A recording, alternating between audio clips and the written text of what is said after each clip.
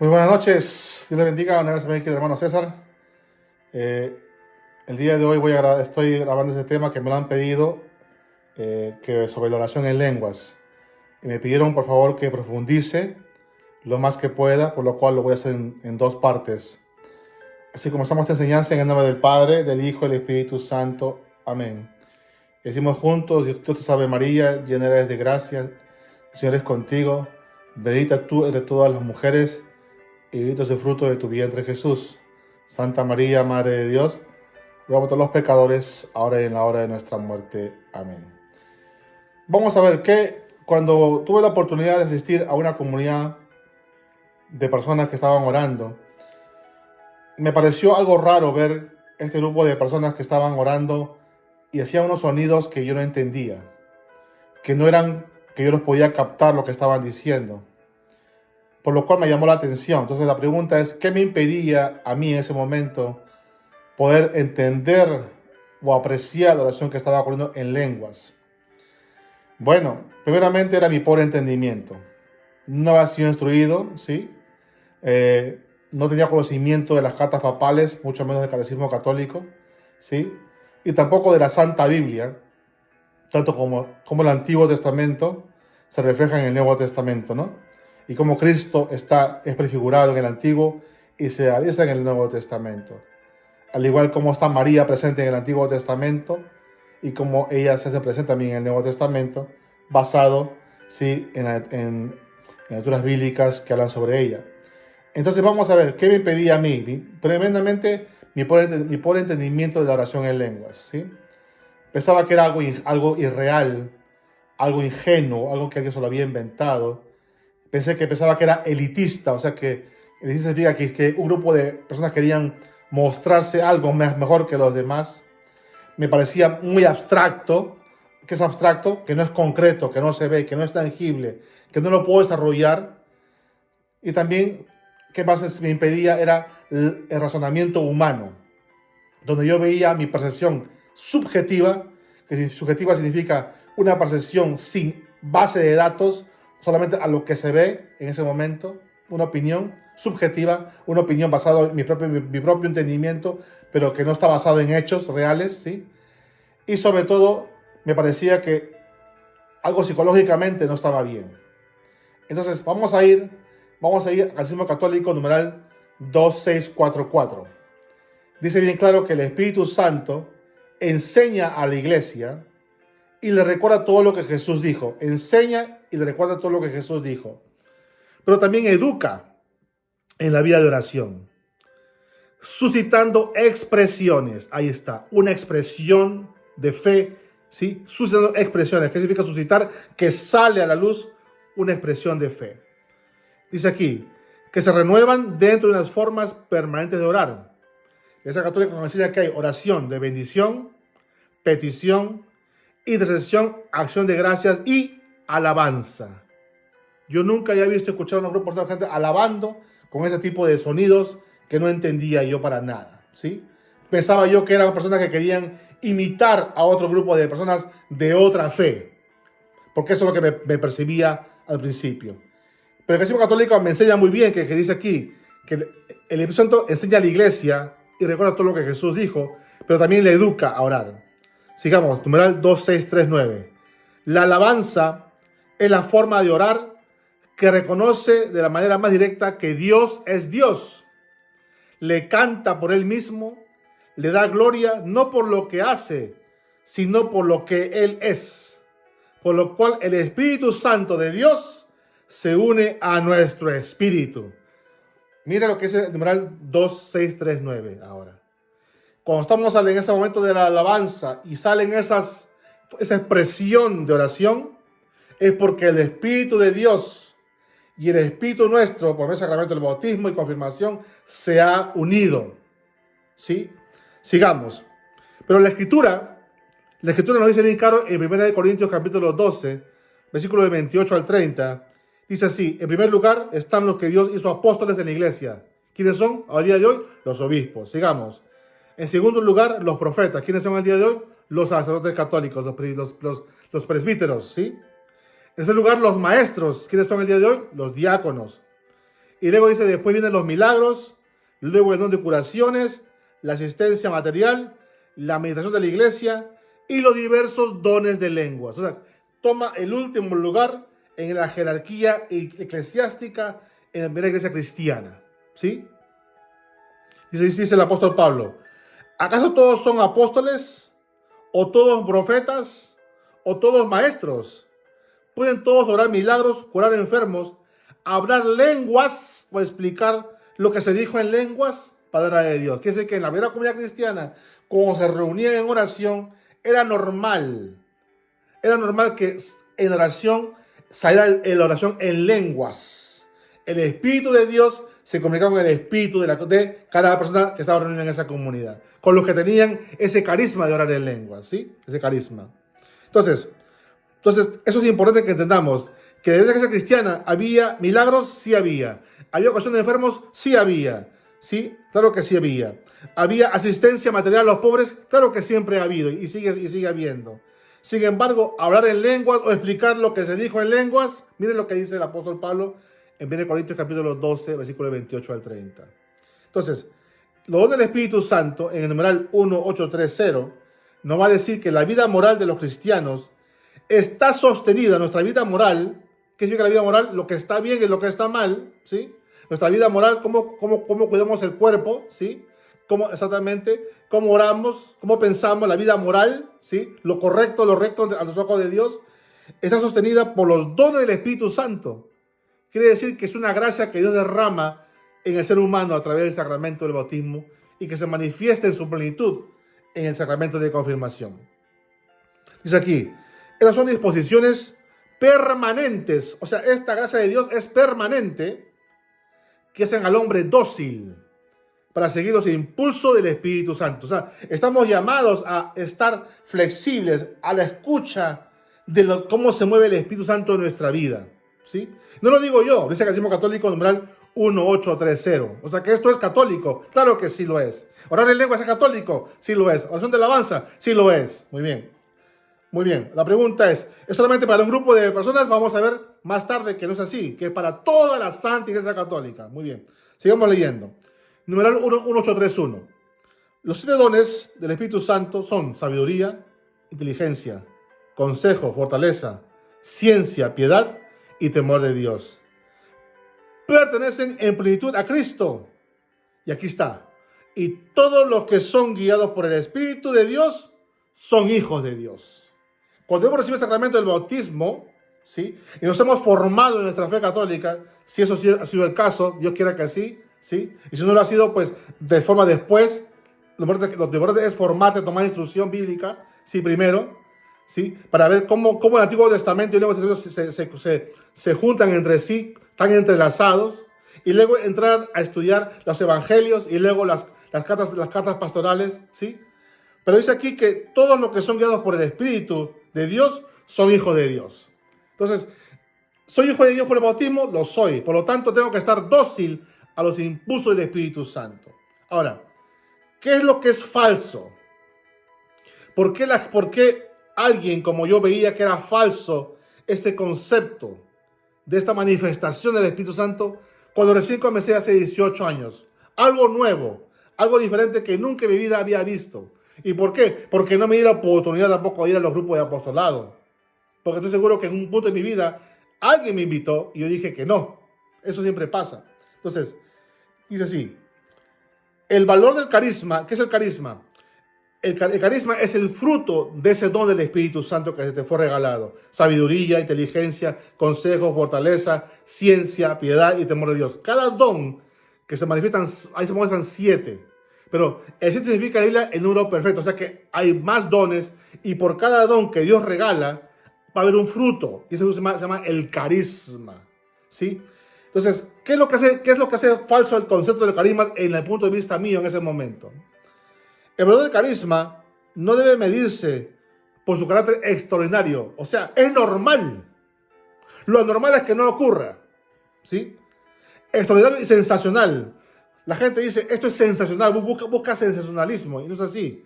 Dice aquí, el valor del carisma no debe medirse por su carácter extraordinario y sensacional, Si no, ¿cómo se define el carisma? Por el grado de servicio que presta a la comunidad bajo el móvil de la caridad. El servir al Señor con el carisma que Dios nos regaló es para el servicio de la comunidad. No es algo extraordinario, no es algo sensacional, porque eso es normal. Lo anormal es que yo crea que es algo extraordinario, sino es parte, porque estamos hablando del Espíritu Santo de la tercera persona de la Santísima Trinidad, que tiene poder. Por eso cuando yo escuchaba al padre Pedro Núñez en mis comienzos, yo decía, en la Iglesia Católica hay poder, hay poder, hay poder. Y yo decía, ¿de qué me está hablando este hombre? ¿Poder de qué? ¿Poder humano? ¿Poder de Dios? Aparte, poder de Dios. ¿Y cómo se me dice ese poder? Pues aquí lo estamos viendo. Segundo, un segundo concepto inexacto consiste en limitar los carismas a los 9 que enumera San Pablo en el capítulo 12 de su primera carta a los Corintios, o a los carismas enumerados en la carta de los Romanos capítulo 12, ya que la generosidad del Espíritu Santo es infinita y nuestras necesidades no tienen límite. El Espíritu sabe lo que necesitamos, no tiene límite. Por lo tanto, es el Espíritu Santo cuando se manifiesta, es generoso, es infinito sus gracias que derrama en nosotros. No puede haber un número exacto, ¿sí? Sino es infinito, porque también es Dios, tiene poder. Muy bien. Entonces hemos visto que lo inexacto es que el carisma sea extraordinario en mis ojos. No, es normal. Pero que sí estamos al servicio. Segundo, que yo diga que solamente hay 9 carismas que enumera Pablo en la carta de los Corintios y los que los enumera en la carta de los Romanos. No, es infinito. Entonces, el tercer falso concepto que tenía yo, ¿sí?, es afirmar que los católicos que se abren a la acción del Espíritu Santo en la iglesia son unos pocos privilegiados. O sea que, como yo veo que no se manifiestan en mí, porque no conozco cuáles son mis carismas que Dios me ha regalado, pienso que ese grupito de personas que se reúnen semanalmente son privilegiados, son escogidos por Dios. Mentira. Vamos a leer la carta Luz de los Pueblos, escrita vamos a escribir la Constitución dogmática, Constitución dogmática de Pablo VI, publicada, ¿dónde? En noviembre de 64. Luz de los Pueblos, número 12, escuchemos, numeral número 12. El pueblo santo de Dios participa también de la función profética de Cristo. Somos profetas del Señor por el bautismo. Muy bien. Difundir su testimonio vivo, sobre todo con la vida de fe, con nuestra fe y caridad, actos de caridad, el amor de Dios, y ofreciendo a Dios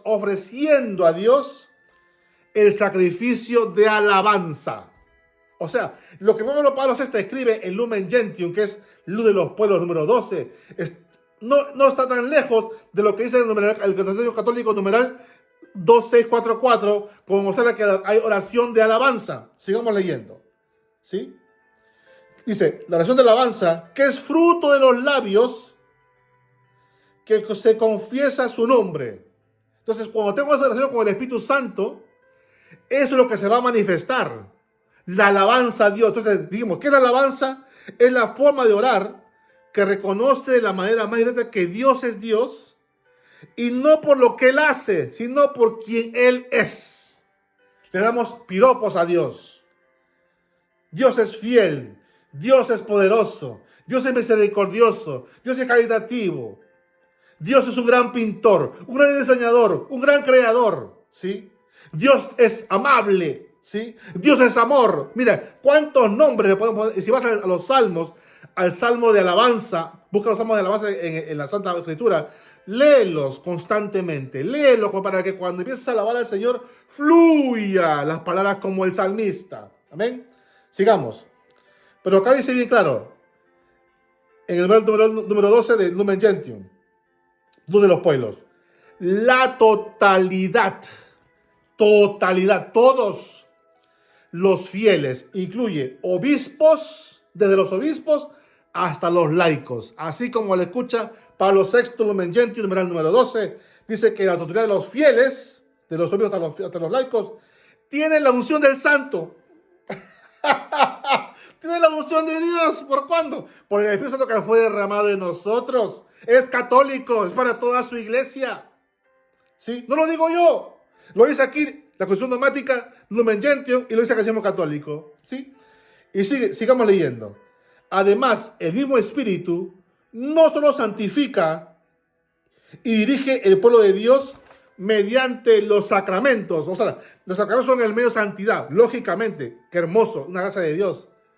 Si no, escuchemos, se entrelaza, se comunican, son a la par, que también distribuye gracias especiales entre los fieles de cualquier condición. Ahí está la respuesta. O sea que no es para un grupo privilegiado. No, señor. Es para cualquier fiel de cualquier condición. No tiene que ver con tu condición económica, social. Tiene que ver con tu apertura de corazón al Espíritu Santo. Distribuyendo a cada uno la unción del Santo según quiere. O sea, Dios distribuye, como Él quiere, ese don entre personas para que se manifieste el fruto del que es el carisma. Dice, sus dones con los que les hace aptos y prontos, nos hace rápidos, aptos, o sea, nos da herramientas. Y dice prontos, o sea, ¿qué pronto? Actúa rápidamente para ejercer diversas obras y deberes que sean útiles para la renovación y la mayor edificación de la iglesia. Para la renovación de la iglesia, para que todos seamos renovados por el Espíritu, tengamos una forma diferente de pensar y sobre todo para que la iglesia católica sea edificada. Desde los obispos hasta los fieles. Constitución Dogmática Lumen Gentium número 12, lo de los pueblos, ¿sí? Ahora, ¿qué dice? Vamos a leer primera carta de Juan, capítulo 2, versículos 20 y 27. Vamos a ver si está lejano de lo que dice el Papa Pablo VI y si está lejano de lo que es el Catecismo Católico que leímos anteriormente. Primera carta de Juan, capítulo 2, versículos 20 y 27. Pero ustedes tienen esa unción que viene del Santo. ¿Quién es el Santo? El Espíritu Santo. Por lo que todos tienen ya conocimiento. ¿Qué dijo Jesús en Juan 14, 16, 17? El mundo no lo conoce, pero ustedes lo conocen. Entonces nos está diciendo que nosotros tenemos que aprender la doctrina católica del Espíritu Santo que se derrama en toda su iglesia. Sigamos. Pero que todos tienen ya conocimiento, pues en ustedes permanece la unción que recibieron de Jesucristo y no necesitan que nadie, y no necesitan que nadie venga a enseñarles. O sea, no tengo que salirme de mi iglesia católica para irme a otro lado a aprender lo que el poder está en su iglesia católica. ¿Quién es el poder que lleva la regla en este día? El Espíritu Santo. Sigamos. Él les ha dado la unción. ¿Quién les ha dado la unción? El Espíritu Santo. Y ella les enseña todo. ¿Qué nos enseña? Todo nos enseña el Espíritu Santo. Ella es verdad y no mentira. Así pues, quédense con lo que les ha enseñado. Palabra de Dios, te alabamos, Señor. Primera de Juan 2, versículo 20 y versículo 27. Sigamos, para terminar. Entonces, ¿a qué se debe?